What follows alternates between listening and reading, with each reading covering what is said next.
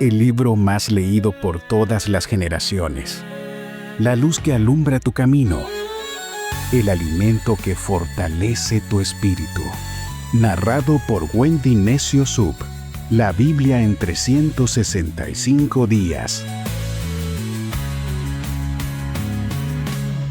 24 de noviembre, día 328 de este viaje emocionante de fe por la Biblia en 365 días. El tema de hoy es anclados en la palabra que revive lo que murió en nosotros. Las lecturas que nos acompañan en este día las encontramos en Ezequiel capítulo 47, verso 1, hasta el capítulo 48, verso 35, y hoy terminamos este libro. Primera de Pedro capítulo 2, verso 11, hasta el capítulo 3, verso 7. El Salmo 119, versos del 49 al 64, y Proverbios capítulo 28, versos 12 y 13. Hay días en los que sentimos que algo dentro se nos apagó. Una ilusión que ya no enciende, una pared del corazón que se cansó de esperar, una fe que antes ardía y ahora solo respira despacio. Pero hoy la palabra de Dios nos recuerda algo poderoso. No solo nos guía, también revive lo que se murió por dentro. Hay temporadas donde caminamos cargados llenos de silencios, perdidos, con culpas, con hábitos que no hemos confesado.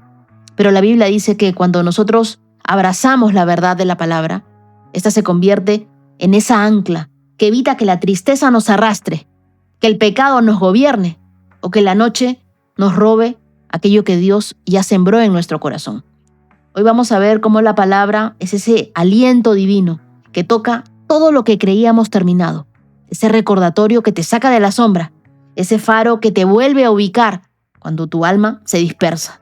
Porque nadie puede caminar firme si no está anclado, y nadie revive sin volver a la voz que lo llamó a la vida por primera vez. Y esa voz sigue sonando. Mientras escuchas estas lecturas, pídele a Dios. Dios, revive lo que en mí perdió fuerza. Despierta todo aquello que yo dormí y enciende lo que apagué. Ancla mi vida a la verdad de tu palabra. Porque cuando tu palabra entra en mí, yo vuelvo a respirar. Ora conmigo y dile, Señor, gracias por tu palabra, porque ella me sostiene, me corrige, me revive. Toca hoy esas áreas que descuidé, esos sueños que abandoné, la fe que se enfrió, los pensamientos que me arrastran lejos de ti. Ancla mi vida a tu verdad. Haz que lo que murió en mí vuelva a vivir bajo tu presencia. Hazme firme cuando todo se mueve, sensible cuando tú me hablas y obediente cada vez que tú me llamas. Que tu palabra sea mi fuerza, mi guía, mi refugio y mi canción por las noches. Oro en el nombre de Jesús. Amén. Y ahora te pido que tomes tu Biblia, tu lapicero, tu cuaderno. Le pidas al Espíritu Santo que te hable. Abróchate los cinturones. Comenzamos. Ezequiel capítulo 47. En mi visión, el hombre me llevó nuevamente a la entrada del templo. Allí vi una corriente de agua que fluía hacia el oriente por debajo de la puerta del templo y pasaba por la derecha de la parte sur del altar. El hombre me llevó hacia afuera del muro, por la puerta norte, y me condujo hasta la entrada oriental. Allí pude ver que el agua fluía por el lado sur de la entrada oriental. Me llevó a lo largo de la corriente de agua y mientras avanzábamos, él iba midiendo. Cuando llegamos a los 530 metros, me llevó a través de la corriente. El agua me llegaba a los tobillos. Midió otros 530 metros y una vez más me llevó a través de la corriente. Esta vez el agua me llegaba hasta las rodillas. Después de otros 530 metros, el agua me alcanzaba a la cintura. Luego midió otros 530 metros y el río ya era demasiado profundo para cruzarlo caminando. Había buena profundidad para nadar, pero demasiada para atravesarlo a pie. Me preguntó, hijo de hombre, ¿has estado observando? Después me llevó de regreso a la orilla del río. Al volver me sorprendió ver muchos árboles que crecían a ambos lados del río. Entonces me dijo, este río fluye hacia el oriente, atraviesa el desierto y desemboca en el valle del Mar Muerto. Esta corriente hará que las aguas saladas del Mar Muerto se vuelvan puras y dulces. Vivirán cantidad de criaturas vivientes por donde llegue el agua de este río. Abundarán los peces en el Mar Muerto, pues sus aguas se volverán dulces. Florecerá la vida a donde llegue esta agua. Habrá pescadores a lo largo de las costas del Mar Muerto, desde Engadi hasta Englaim. Toda la costa estará cubierta de redes, secándose al sol. El Mar Muerto se llenará de toda clase de peces, igual que quedarán salados. A ambas orillas del río crecerá toda clase de árboles frutales. Sus hojas nunca se marchitarán ni caerán, y sus ramas siempre tendrán fruto. Cada mes darán una nueva cosecha, pues se riegan con el agua del río que fluye del templo. Los frutos servirán para comer y las hojas se usarán para sanar. Esto dice el Señor soberano: la tierra para las 12 tribus de Israel se dividirá de la siguiente manera. Los descendientes de José recibirán 2 porciones de tierra. Las demás tribus recibirán partes iguales. Yo juré solemnemente que daría esta tierra a los antepasados de ustedes, y ahora pasará a sus manos como posesión. Estos son los límites de la tierra. El límite norte irá desde el mar Mediterráneo hasta Etlón. Luego seguirá por Lebo, Hamat hasta Sedat, y de allí se extenderá a Berota Sibraim, que están en la frontera entre Damasco y Hamat, y finalmente hacia Hazar Haticón, en la frontera con Jaurán. De modo que el límite norte irá desde el mar Mediterráneo hasta Hazar Enán, en la frontera entre Hamat al norte y Damasco al sur. La frontera oriental arranca entre Jaurán y Damasco y desciende al sur por el río Jordán entre Israel y Galaad. Pasa el Mar Muerto y sigue en dirección sur hasta llegar a Tamar. Esta será la frontera oriental. La frontera sur irá en dirección occidental desde Tamar hasta las aguas de Meribá en Cades, y desde allí seguirá el curso del arroyo de Egipto hasta el mar Mediterráneo. Esta será la frontera sur. Por el lado occidental, la frontera será el mar Mediterráneo desde la frontera sur hasta el punto donde se comienza la frontera norte frente a Lebo Hamat. Dividirán la tierra entre las tribus de Israel dentro de estos límites.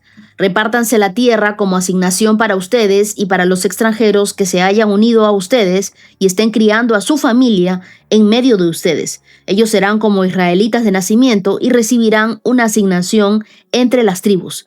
Estos extranjeros recibirán tierra dentro del territorio de la tribu con la cual ahora viven. Yo, el Señor soberano, he hablado. Ezequiel capítulo 48. La siguiente lista corresponde a las tribus de Israel junto con los territorios que recibirá cada una. El territorio de Dan está ubicado en el extremo norte.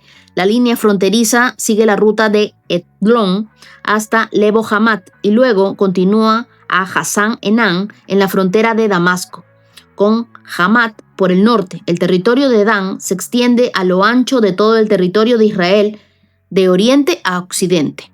El territorio de Jazer queda al sur del territorio de Dan y también se extiende de oriente a occidente. El territorio de Neftalí se ubica al sur del territorio de Aser y también se extiende de oriente a occidente. Luego sigue Manasés al sur de Neftalí y su territorio también se extiende de oriente a occidente. Al sur de Manasés está Efraín, después Rubén y luego Judá. Junto los límites se extienden de oriente a occidente. Al sur de Judá está la tierra apartada para un propósito especial. Esta porción tendrá 13 kilómetros con 300 metros de ancho y se extenderá al oriente y al occidente igual por los territorios tribales con el templo en el centro. La tierra apartada para el templo del Señor tendrá 13 kilómetros con 300 metros de largo por 10 kilómetros con 600 metros de ancho. Para los sacerdotes habrá una franja de tierra de 13 kilómetros con 300 metros de largo por 5 kilómetros con 300 metros de ancho, con el templo del Señor en el centro. Este terreno está apartado para los sacerdotes ordenados, es decir, los descendientes de Sadoc, quienes me sirvieron fielmente y no se extraviaron con el pueblo de Israel y los demás levitas. Esa será su porción especial, la tierra más sagrada. Cuando se haga la repartición, junto al territorio de los sacerdotes estará la tierra donde vivirán los demás levitas. El terreno asignado a los levitas tendrá la misma dimensión y forma que el terreno que pertenece a los sacerdotes, 13 kilómetros con 300 metros de largo y 5 kilómetros con 300 metros de ancho. Las dos porciones juntas medirán 13 kilómetros con 300 metros de largo por 10 kilómetros con 600 metros de ancho. Ninguna parte de esta tierra podrá venderse ni será canjeada ni usada por otras personas, pues pertenece al Señor y es tierra consagrada. Al sur del terreno sagrado del templo se asignará una franja adicional de tierra de 13 kilómetros con 300 metros de largo por 2 kilómetros con 650 metros de ancho, para uso público, casas, pastizales y espacios comunes, con una ciudad en el centro. La ciudad medirá 2 kilómetros con 400 metros en cada lado norte, sur, oriente y occidente. Está rodeada por 133 metros de campo abierto en cada dirección. Fuera de la ciudad habrá un terreno agrícola que se extenderá 5 kilómetros con 300 metros al oriente y lo mismo al occidente, por el límite del terreno sagrado. Esa tierra de labranza producirá alimentos para la gente que trabaja en la ciudad. Podrá cultivarla los miembros de las diversas tribus que vayan a la ciudad para trabajar. Todo este terreno incluirá las tierras sagradas y la ciudad. Forma un cuadrado de 13 kilómetros con 300 metros de lado. Los terrenos restantes al oriente y al occidente de las tierras sagradas y de la ciudad pertenecerán al príncipe. Cada uno de estos terrenos medirá 13 kilómetros con 300 metros de ancho y se extenderá en dirección opuesta uno del otro hacia los límites oriental y occidental de Israel, con las tierras sagradas y el santuario del templo en el centro. Por lo tanto, la tierra del príncipe acabará todo lo que esté entre los territorios asignados a Judá y a Benjamín, con excepción de los terrenos separados para las tierras sagradas y la ciudad. Los territorios asignados de las demás tribus son los siguientes. El territorio de Benjamín está al sur de las tierras del príncipe y se extiende por toda la tierra de Israel de oriente a occidente. Al sur del territorio de Benjamín está el territorio de Simeón, el cual también se extiende de oriente a occidente. A continuación está el territorio de Isaacar, con los mismos límites al oriente y al occidente. Luego sigue el territorio de Zabulón, que atraviesa la tierra de Israel de oriente a occidente. El territorio de Gad está situado al sur de Zabulón, con los mismos límites al oriente y al occidente. La frontera sur de Gad va desde Tamar hasta las aguas de Meribá en Cades, y de allí sigue el arroyo de Egipto hacia el mar Mediterráneo. Estas son las asignaciones que se apartarán como posesión exclusiva de cada tribu. Yo, el Señor soberano, he hablado. Estas serán las salidas de la ciudad. En la muralla norte, cuya extensión es de 2 kilómetros con 400 metros de largo, habrá 3 puertas y cada una llevará el nombre de una tribu de Israel. La primera llevará el nombre de Rubén, la segunda de Judá y la tercera de Leví. En la muralla oriental, que también mide 2 kilómetros con 400 metros de largo, las puertas llevarán el nombre de José, de Benjamín y de Dan. En la muralla sur, también 2 kilómetros con 400 metros de largo, las puertas llevarán el nombre de Simeón, de Isaacar y de Zabulón. Y en la muralla occidental, también de la misma longitud, las puertas llevarán el nombre de Gad, de Aser y de Neftalí. El perímetro total de la ciudad tendrá una extensión de 9 kilómetros con 600 metros y desde ese día el nombre de la ciudad será El Señor está allí. Y con eso terminamos nuestra lectura del libro de Ezequiel. En esta visión final de Ezequiel no es una decoración profética, es una restauración. Un templo nuevo y desde su costado derecho fluye un río que no se explica, simplemente aparece. Igual que en el Edén, en Génesis 2, verso 10, igual que en la Nueva Jerusalén, en Apocalipsis, capítulo 22, versos del 1 al 21. Mientras vamos avanzando en nuestras lecturas, nos vamos acercando al libro de Apocalipsis. Y algunos me decían por ahí, me da miedo llegar a ese libro.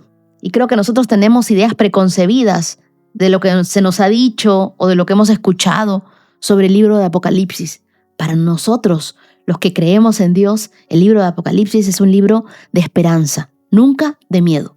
Y este río del que nos habla Ezequiel capítulo 47 es un río que lleva la firma de Dios diciendo, yo vuelvo a empezar lo que el pecado arruinó. Cuando el río de Dios te muestra que todavía hay vida donde tú creías que ya no había nada. El agua sale mansa, sale como un hilo, pero cada 500 metros crece sin que entre algún afluyente. Eso funciona así por la gracia de Dios. Crece incluso donde tus cálculos dicen que no debería crecer. Y con eso nos damos cuenta que lo que viene de Dios nunca se estanca, siempre se expande. Aquí el profeta no analiza, no le pone lógica al asunto, se deja llevar. Porque cuando Dios quiere sanarte, te invita a caminar, no te invita a entender su plan. El título de Ezequiel capítulo 47 es El río de sanidad. Es un milagro mayor, porque Dios sana lo que estaba muerto hace siglos. El río entra en el valle del Mar Muerto, el punto más bajo de la tierra, metafóricamente y geológicamente hablando. Nada vive ahí, nada crece, nada prospera. Es un lugar de final. Pero cuando el río llega, la sal se rinde. La muerte retrocede. Brota vida donde la historia decía que ya no habría jamás. Yo he tenido la oportunidad de estar en el Mar Muerto como turista en mi primer viaje a Israel, que fue en el 2008. Y recuerdo claramente cómo todo se veía normal. Pero cuando uno iba introduciéndose a las aguas, primero que las aguas eran heladitas y segundo que cuando salías, mientras estabas dentro, flotabas. Pero mientras salías, automáticamente todo tu cuerpo se vestía de blanco porque estabas lleno de sal. Lo que la Biblia aquí nos está diciendo es lo que el agua toca, vive. Y lo que el agua llena, florece. ¿Qué te quiero enseñar con esto? Que de repente tú tienes áreas en tu vida que hoy las has sentido muertas. Tienes áreas tan heridas que dejaste de orar por ellas. Lugares internos donde te convenciste de que ya no habría nada. Relaciones, sueños o partes de tu vida que creíste definitivamente perdidas.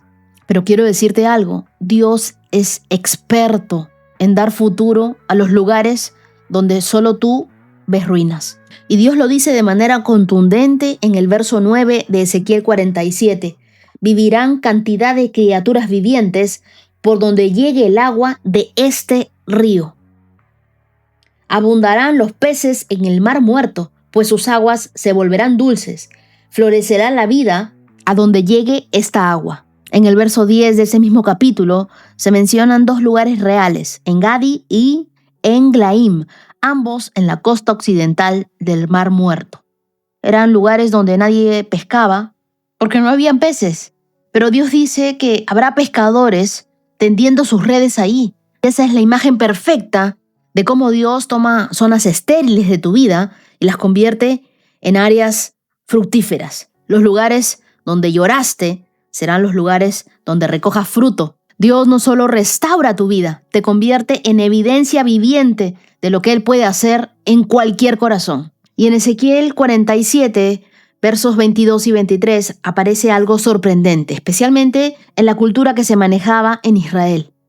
La Biblia nos dice que los extranjeros heredarán entre ustedes. Esto no había ocurrido jamás en la historia de Israel. Y Dios promete que en su reino habrá un lugar tanto para el nativo como para el extranjero, para el que nació adentro y para el que llegó después, para el que sabe y para el que recién está aprendiendo, para el que estuvo lejos y para el que recién regresa. Este Dios que te invita a su mesa nunca te pregunta de dónde vienes, sino hacia dónde quieres caminar con Él.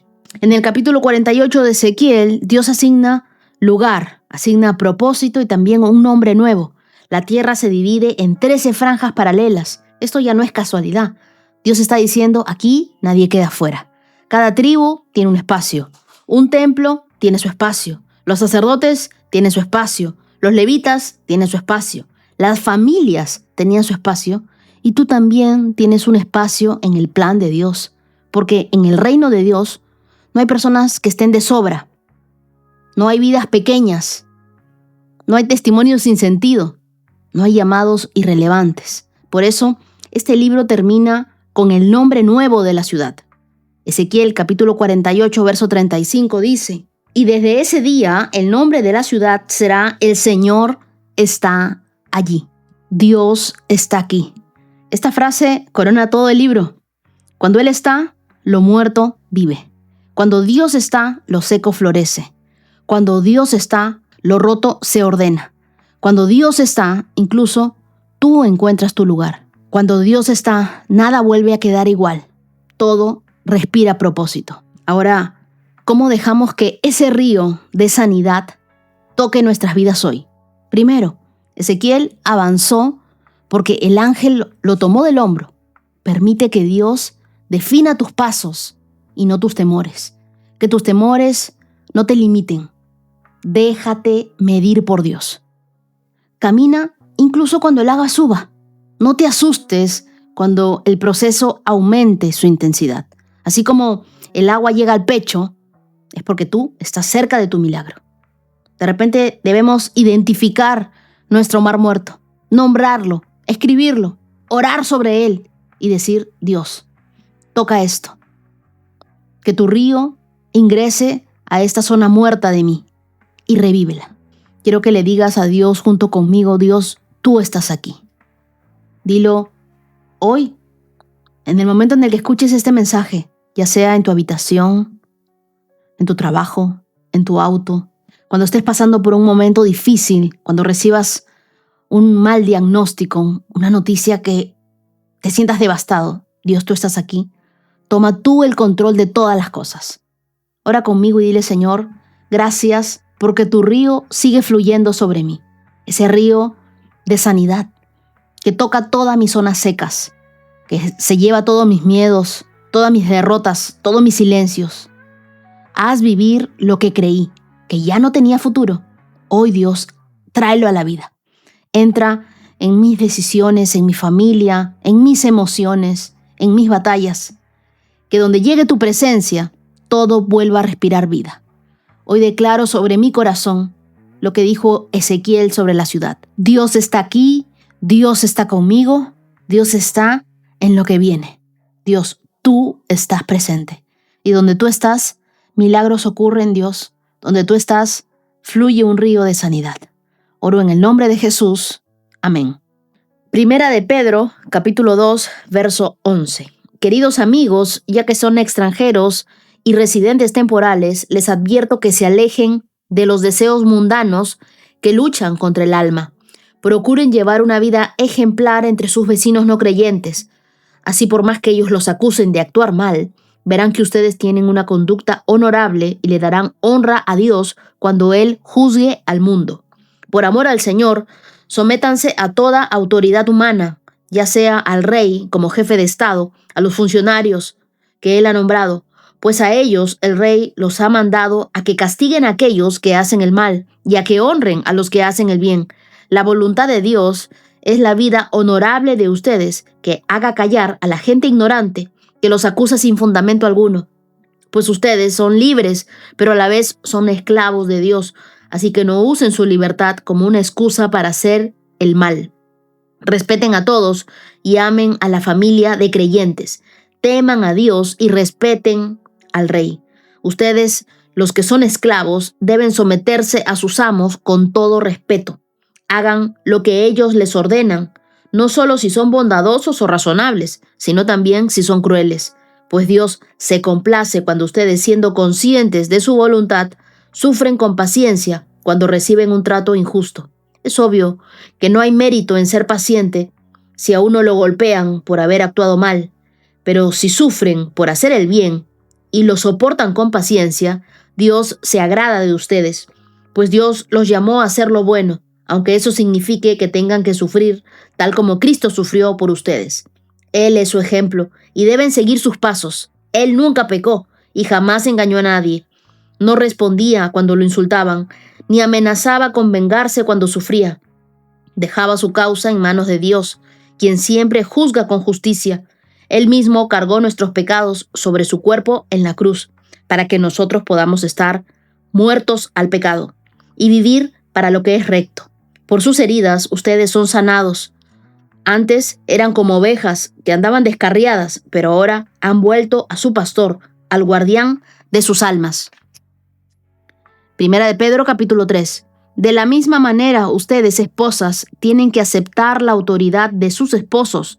Entonces, aún cuando alguno de ellos se niegue a obedecer la buena noticia, la vida recta de ustedes, les hablará sin palabras. Ellos serán ganados al observar la vida pura y la conducta respetuosa de ustedes.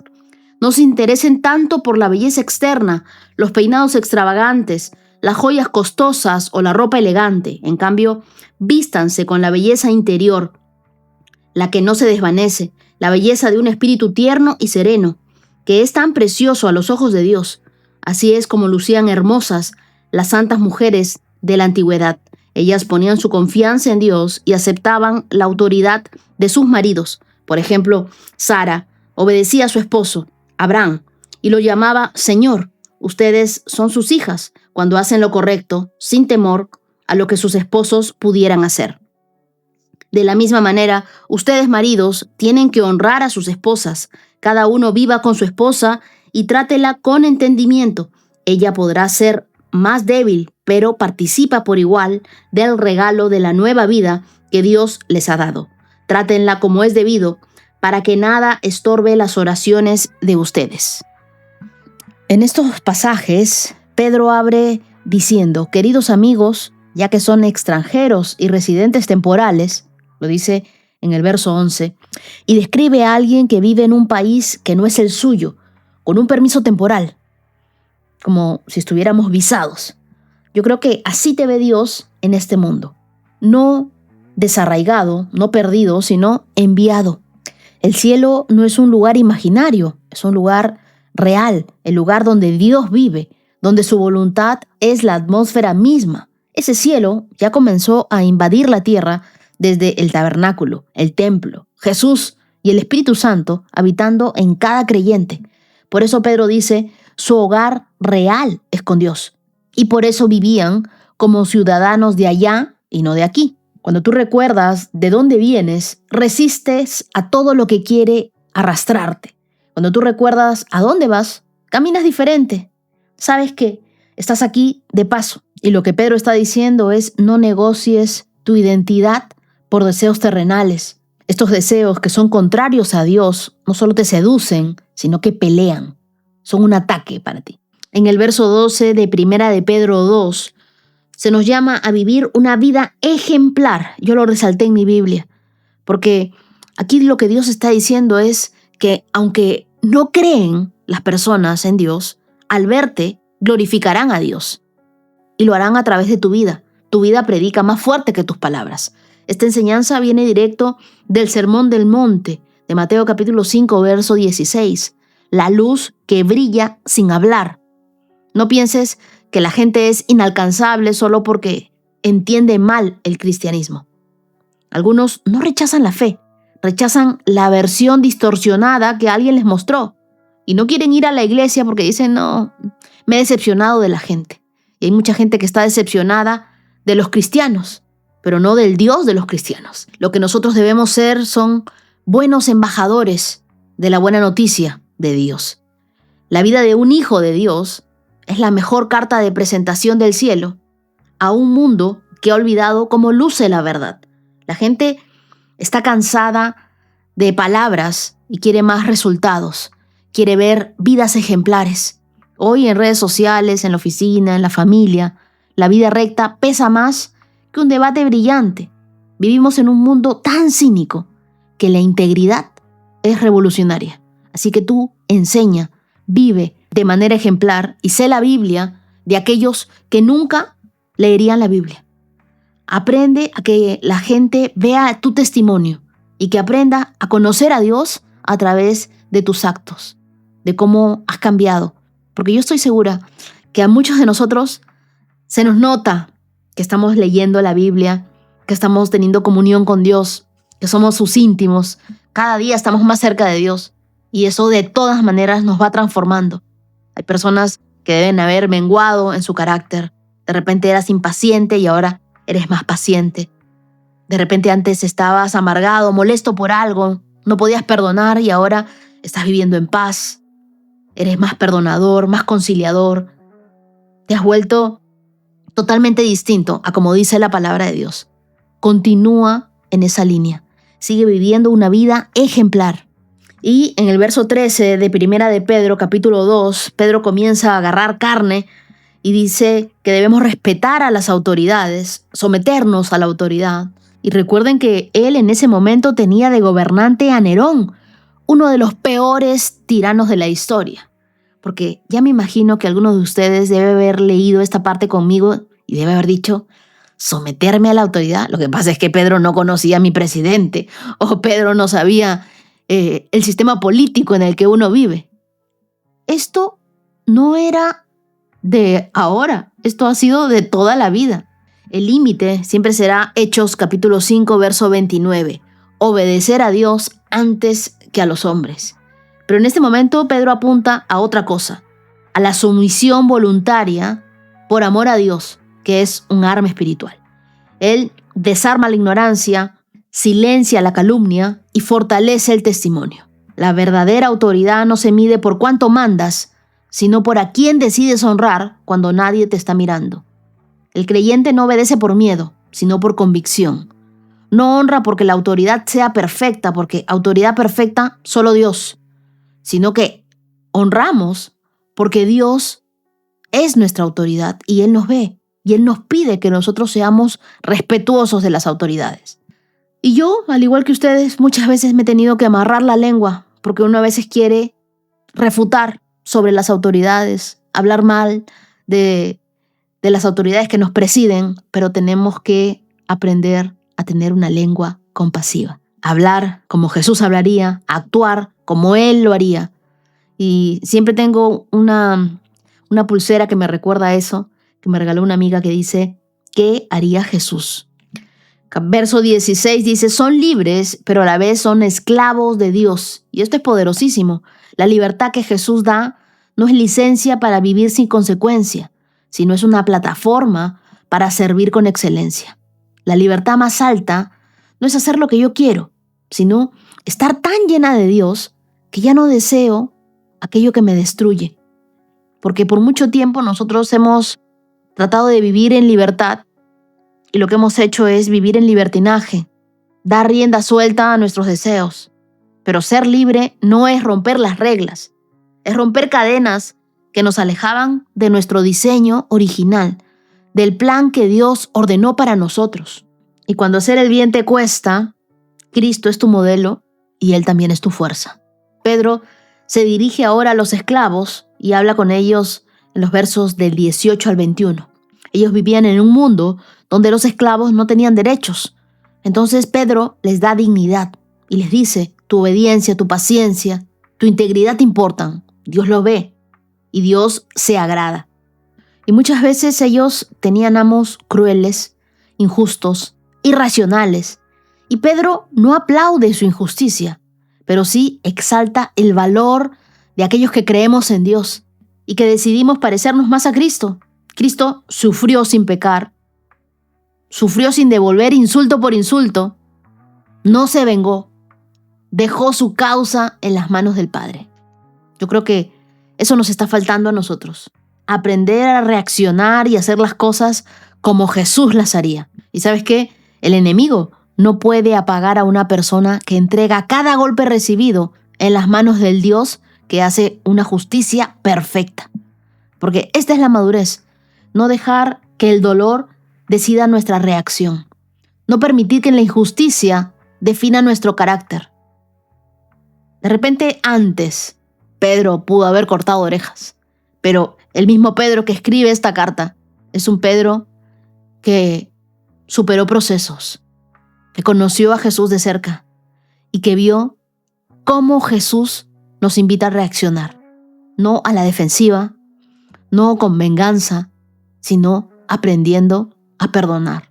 Capítulo 2, verso 24 dice, Él mismo cargó nuestros pecados sobre su cuerpo en la cruz, para que nosotros podamos estar muertos al pecado y vivir para lo que es recto.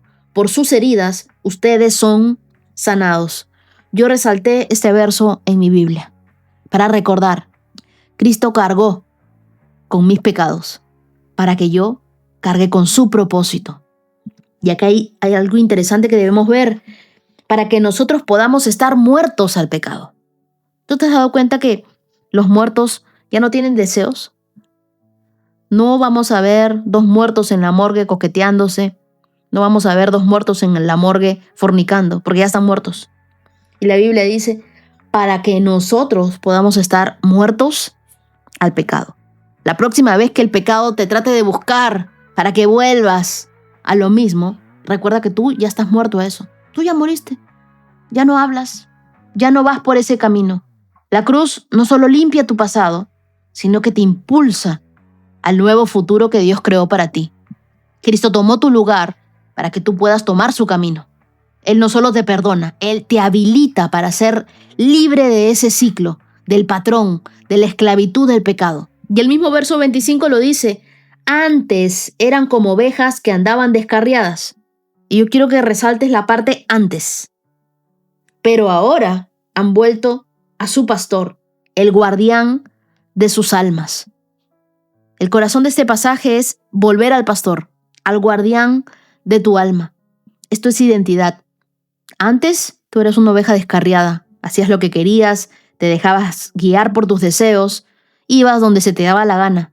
Pero ahora que has vuelto a tu pastor, ahora que conoces a tu pastor, ahora que conversas con tu pastor que es Dios, ahora todo ha cambiado. Ahora tienes otra identidad, una nueva. Tu vida tiene un pastor que te guía, un guardián que te protege. No caminas solo, no decides solo, no luchas solo. Dios está contigo. Antes eras diferente, ahora eres otra persona. La nueva vida ha comenzado. En el capítulo 3 de Primera de Pedro se comienza a hablar de los esposos y las esposas. Y aquí Pedro no habla de inferioridad. Habla de un contexto cultural en el que un esposo incrédulo podía prohibir a su esposa practicar su fe. Por eso Pedro les dice, tu conducta puede predicar donde tus palabras no pueden entrar. Una esposa se ponía en riesgo si exigía sus derechos romanos, pero su dulzura, su respeto, su pureza podían abrir puertas espirituales imposibles. Esposas, aprendamos a ser sabias. Tu espíritu tierno puede abrir puertas que tu voz jamás podría tocar. Así que debemos aprender sumisión, obediencia, aprender a hablar con sabiduría, orar por tu esposo, pedirle al Señor discernimiento. Pedro no prohíbe la belleza externa. Él dice que la belleza externa no eclipse la interna. La belleza interior, un espíritu tierno, un espíritu sereno, tiene peso en el cielo. Es estable, es eterno, es irresistible para Dios. En la Roma del primer siglo, esto era escandaloso. Y por eso Pedro le ordena a los hombres a honrar, a comprender, a proteger, a cuidar, a tratar con ternura y a reconocer la igualdad espiritual. Eso se lo dice en el capítulo 3, verso 7. Porque aquí quiero resaltarles algo, hombres, que es muy importante que lo conozcan. Si un hombre no honra a su esposa, sus oraciones son estorbadas. Y eso nos lo dice el verso 7.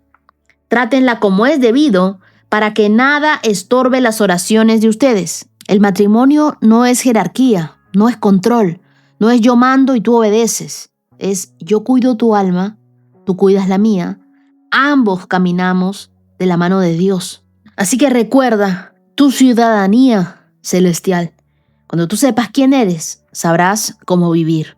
Muéstrale a Jesús a alguien que aún no puede oír de Jesús. ¿Qué te quiero decir con esto? Que tu vida puede abrir puertas que tus palabras no alcanzan. Sé de testimonio.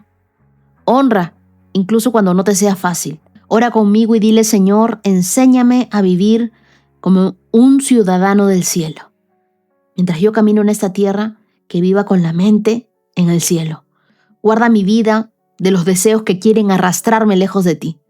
Ayúdame a responder con gracia cuando la vida sea injusta y a caminar en honra incluso cuando cueste. Transforma mi carácter, mis relaciones, mi manera de amar. Haz que mi vida sea un reflejo de ti, Jesús. Que todos los que están a mi alrededor puedan verte en mi forma de reaccionar, de hablar y de ser. Te lo pido en el nombre de Jesús. Amén. Salmo 119, verso 49. Recuerda la promesa que me hiciste. Es mi única esperanza.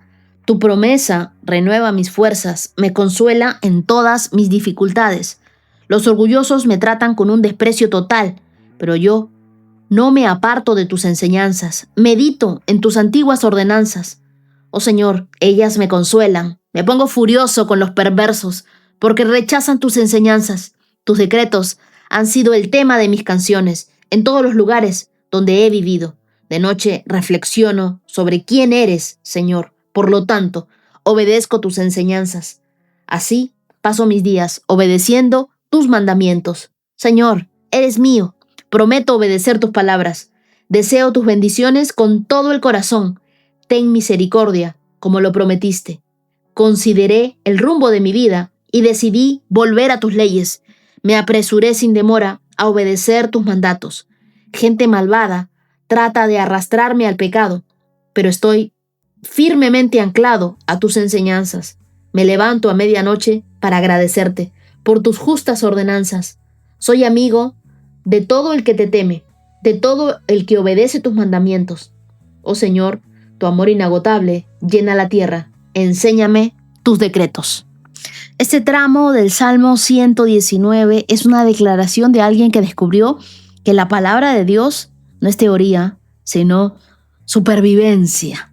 Es el lenguaje de alguien que aprendió a sostenerse en las promesas de Dios cuando todo alrededor intentó colapsar.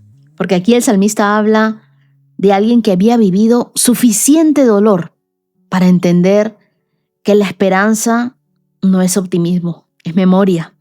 Verso 49, recuerda la promesa que me hiciste, es mi única esperanza. Este recordarle a Dios no era exigirle, sino activar la fidelidad de Dios en nuestro corazón.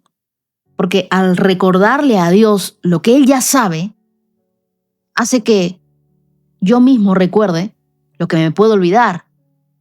Verso 50 dice, tu promesa renueva mis fuerzas, me consuela en todas mis dificultades.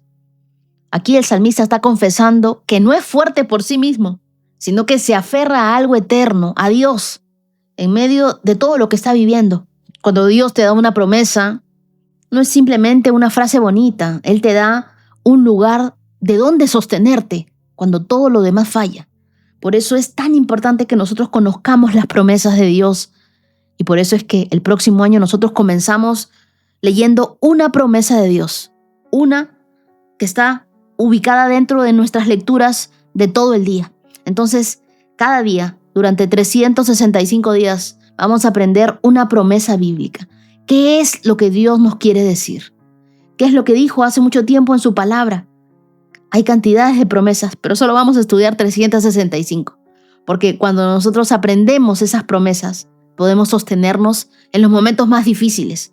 A veces, lo único que queda es repetirle a Dios aquello que Él ya nos dijo. No para informarle, sino para no olvidar quién nos habló y qué nos dijo. Verso 51 dice, los orgullosos me tratan con un desprecio total, pero yo no me aparto de tus enseñanzas. Este versículo revela el temple del salmista. Había oposición afuera, pero él tenía firmeza por dentro. La gente soberbia no va a atacar tus acciones, ataca tu identidad. Busca desestabilizar tu enfoque, tu autoestima, tu percepción de ti mismo. Pero el salmista responde con algo radical. Él dice en el verso 52, yo medito en tus antiguas ordenanzas. Ellas me consuelan. En otras palabras, lo que está diciendo es, me voy a centrar más en lo que Dios dijo que en lo que otros opinan acerca de mí. Cuando tu vida está anclada a la palabra de Dios, la opinión de la gente pierde el poder de definirte. Me gustó mucho el verso 54 que dice, tus decretos han sido el tema de mis canciones en todos los lugares donde he vivido. Y esto es precioso porque no dice que canta porque todo está bien. Canta porque la palabra se volvió su refugio. Donde habito, donde lucho, donde lloro, ahí canto. Porque un corazón saturado de la Biblia siempre va a encontrar una melodía, una canción, un salmo que dedicarle a Dios. Incluso en un ambiente que huele a batalla, podemos cantarle a Dios, abrirle nuestro corazón, decirle lo valioso, lo importante, todo lo que lo amamos. Y hay momentos difíciles en los que a uno le salen canciones. le salen salmos, le salen oraciones. Se las canta a Dios y dice, Dios, hoy me estoy derramando delante de ti con esta canción. Te estoy abriendo mi corazón, te estoy llevando una serenata, te estoy diciendo todo lo que siento y todo lo importante y valioso que tú eres para mí. Verso 5. De noche reflexiono sobre quién eres. Yo creo que las madrugadas más oscuras revelan quién es Dios. Y no se para ahí. Verso 62. Me levanto a medianoche para agradecerte. Y no sé si te has dado cuenta, pero la medianoche representa el punto más oscuro del día. Ahí es cuando nuestras emociones normalmente se aceleran. Y el salmista decide adorar. Y ojo que no lo hace porque todo esté resuelto. Adora porque reconoció que Dios es más grande que la noche. Dios es más grande que la oscuridad que está viviendo. Dios es más grande que todo lo que le puede haber sucedido en el día. Verso 61. La gente malvada trata de arrastrarme al pecado, pero estoy firmemente anclado a tus enseñanzas. Esta imagen es hermosa. El mal intenta arrastrar, pero la palabra sirve de ancla. Hoy ejecuta lo mismo. Y quiero que sepas, el mal va a intentar arrastrarte. No lo va a lograr. ¿Por qué? Porque tú y yo estamos anclados en la palabra de Dios. Hoy los que intentan arrastrarte pueden ser los ciclos emocionales, los hábitos dañinos, las voces tóxicas, invitaciones al pecado, heridas pasadas, pensamientos de autosabotaje. Pero el salmista responde rápido y dice en el verso 60, me apresuraré sin demora a obedecer tus mandatos. Si tú tienes una obediencia retrasada, siempre va a favorecer tu debilidad. Pero si tú tienes una obediencia inmediata a Dios, eso fortalecerá tu espíritu. Verso 63, soy amigo de todo el que te teme. El salmista entiende una verdad crucial. Tu comunión con Dios, tu cercanía, tu intimidad con Dios, va a determinar tu dirección. El valor de escoger bien a tus amigos espirituales. No se trata de excluir al mundo, sino de caminar de cerca con quienes fortalecen tu fe, y no todos fortalecen tu fe. El cierre perfecto, el verso 64, tu amor inagotable llena la tierra, enséñame tus decretos. Aquí el salmista hace una conexión poderosa. Si el amor de Dios llena la tierra, también puede llenar mis vacíos, mis luchas, mis noches, mis prisas, mis heridas, mis dudas. Es como si dijera, si tu amor es tan grande, ¿cómo no me transformarás por dentro mientras aprendo tus caminos? Ora hoy conmigo y dile, Señor, hoy me aferro a tu palabra como mi ancla, como mi refugio, como mi fuerza. Recuérdame tus promesas cuando mi corazón las olvide. Guárdame firme cuando otros intenten arrastrarme lejos de ti. Aleja a todas las personas que me quieran buscar para pecar. Haz que mis noches se llenen de adoración y mis días de obediencia. Ancla mi vida, Dios, a todo lo eterno. Enséñame a caminar en tu verdad. Quiero meditar, obedecer, ser un amigo tuyo, Dios. Deseo tus bendiciones con todo mi corazón. Ayúdame, Dios, a volver a ti, a aferrarme a tu palabra como mi única esperanza y que tu promesa renueve mis fuerzas. Oro en el nombre de Jesús. Amén. Proverbios capítulo 28, verso 12. Cuando los justos triunfan, todo el mundo se alegra. Cuando los perversos toman el control, todos se esconden. Los que encubren sus pecados no prosperarán, pero si los confiesan y los abandonan, recibirán misericordia. Estos dos proverbios son como un diagnóstico espiritual que revela cómo funciona la vida cuando Dios gobierna y cómo se desvía cuando el pecado ocupa terreno. Verso 12. Cuando los justos triunfan, todo el mundo se alegra. Cuando una persona justa prospera, no solo ella recibe gozo, la comunidad completa es impactada. La justicia tiene un efecto contagioso. Donde reina, trae paz. Donde brilla, ilumina. Donde avanza, otros pueden respirar. Cuando un justo avanza, no avanza solo, empuja la atmósfera hacia el bien. Por eso, el verso sigue. Cuando los perversos gobiernan, la gente se esconde. Y esto es verdad en la política, en los hogares, en las iglesias, en los equipos, en las redes, en las relaciones. La maldad produce inseguridad. El pecado genera un ambiente donde la gente se retrae, se cuida, se protege. La Biblia dice que la maldad hace que la gente se esconda, mientras que la justicia hace que la gente respire. El verso 13 dice, los que encubren sus pecados no prosperarán. Y esto viene de tapar, de esconder bajo capas. Un pecado escondido es como humedad detrás de la pared. Por fuera todo se ve bien, hasta que un día la estructura colapsa. Y Dios no dice que los que pecan no prosperarán. Él dice los que lo esconden. Porque Dios sabe que el pecado oculto te cansa, te divide por dentro, te roba la paz, destruye tus relaciones, apaga tu autoridad espiritual, consume tu creatividad y te aleja de tu propósito. Ocultar es una carga, mientras que confesar es un alivio. Uno se siente libre. El pecado que tú escondes te gobierna, mientras que el pecado que tú confiesas pierde el poder sobre ti. Algunos me dirán, pero ya lo he confesado y no ha pasado nada. Es que es confesar y abandonar. Es ese el combo que desata la misericordia. El proverbio dice, los que confiesan y lo abandonan recibirán misericordia. Confesar y no abandonar el pecado es simplemente remordimiento o temor a las consecuencias. Los que abandonan y confiesan encuentran misericordia, libertad y también restauración. Es como si Dios dijera, muéstrame tu verdad y yo te mostraré la mía. Su verdad es misericordia. Su verdad es renovación. Su verdad es limpieza, es fuerza. Así que preguntémonos hoy, ¿hay algo que estemos tapando o intentando tapar? Porque la negación nunca produce libertad. Lleva tu pecado a Dios antes de que te lleve a un lugar que no quieres. Recuerda, la confesión no es vergüenza. Para confesar uno tiene que ser valiente. No confesamos porque somos débiles. Confesamos porque queremos vivir fuertes. Abandonar un ciclo de pecado toma un proceso largo. Así que celebra cada pequeña victoria, porque la misericordia aparece desde el primer paso honesto.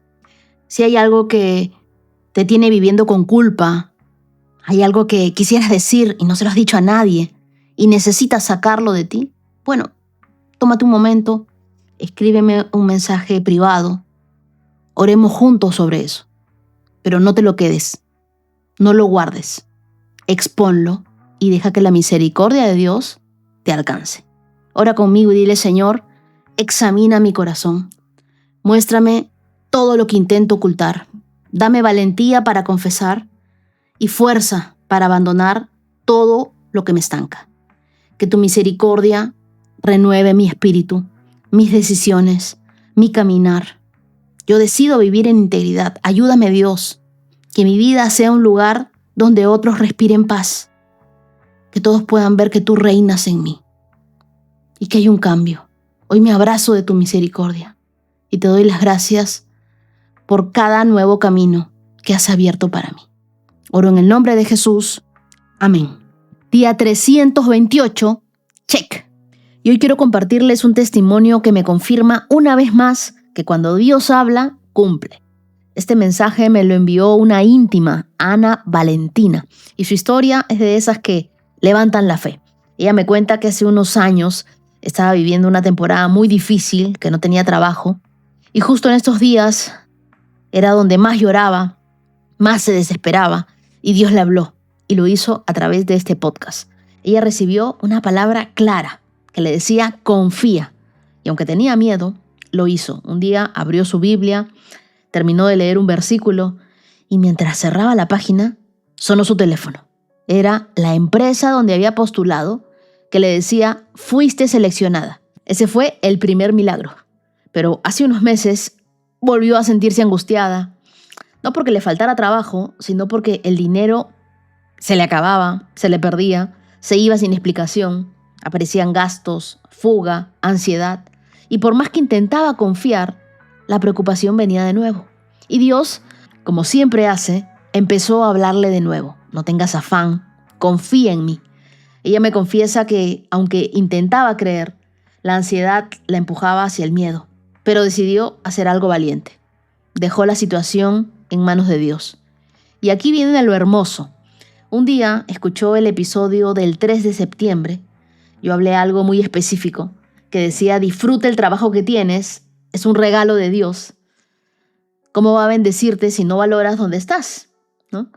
Y tal vez incluso te llamen para darte un aumento. Ella sintió que esa palabra era 100% para ella. La anotó, la guardó, la creyó. Hace unos días la llamaron para darle un aumento. Así, tal cual. Tal como lo escuchó, tal como Dios se lo había prometido. Hoy Ana Valentina me escribe para agradecer, para honrar a Dios, para decir algo que quiere compartir con toda la comunidad. Dios habla, Dios cumple, Dios sorprende. Porque Él no bendice el afán, Él bendice la confianza. Él no multiplica la queja. Él espera que nosotros seamos agradecidos. Cuando renunciamos al miedo y se lo entregamos, lo que viene siempre supera nuestras expectativas. Querida Ana Valentina, gracias por abrir tu corazón. Gracias por esa capacidad de escuchar, de creer, de obedecer, aún con miedo. Dios está formando en ti un corazón agradecido, maduro, sensible a su voz. Así que sigue confiando, sigue anotando, sigue escuchando, que Dios siempre llega y justo a tiempo. Y ahora los invito a escuchar un testimonio en audio de Esther. Bueno, en noviembre de 2024 entré en una depresión muy fuerte debido al que el trabajo que tenía me generaba mucha ansiedad. También tuve algunos problemas de salud y emocionales. Fue cuando decidí empezar a escuchar podcasts para calmarme y fue cuando encontré 365 con Dios. Desde que inició el reto de la Biblia estaba haciéndolo todos los días sin falta y el 10 de marzo hiciste un devocional de Rompiendo el Ciclo del Miedo. Sentí que Dios por medio de ese podcast me habló muchísimo porque todo lo que dijiste como que sentía que me estaba pasando en mi vida, me sentí muy identificada y fue cuando tomé la decisión de renunciar a mi trabajo. No sabía qué iba a pasar, no sabía qué iba a hacer después, no tenía idea de nada, simplemente mi corazón me decía que tenía que salirme de ahí y fue lo que hice. Y bueno, sé que Dios me habló a través de ti para tomar esa decisión en los podcasts de esos días. Y bueno, desde que dejé ese trabajo, mi vida ha cambiado totalmente. Decidí emprender, abrí un estudio de estética en Nueva York. Y a pesar de que no ha sido fácil, Dios no me ha desamparado en ningún momento. Ha sido mi apoyo incondicional. Y bueno, como inmigrantes atravesamos momentos muy difíciles cuando estamos lejos de nuestro país. Pero Dios nunca me ha desamparado. El 3 de octubre hiciste un podcast donde dejaste el ejercicio de escribir milagros que iban a pasar en un día. Y bueno, día es increíble porque yo escribí 6 milagros. Y de esos 6 milagros, 5 de ellos se cumplieron al día siguiente. Yo realmente, eso fue algo súper fuerte. El amor de Dios se ha manifestado de muchas maneras en mi vida.